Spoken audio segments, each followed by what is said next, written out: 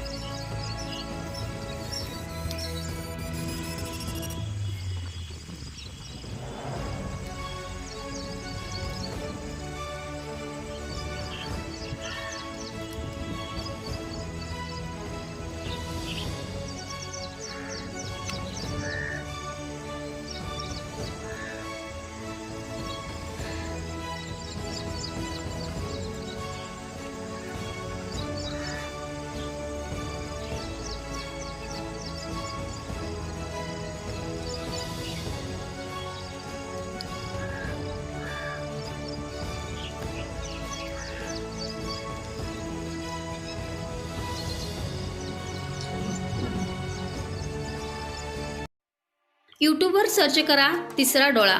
तिसरा डोळा चॅनलला सबस्क्राईब करा.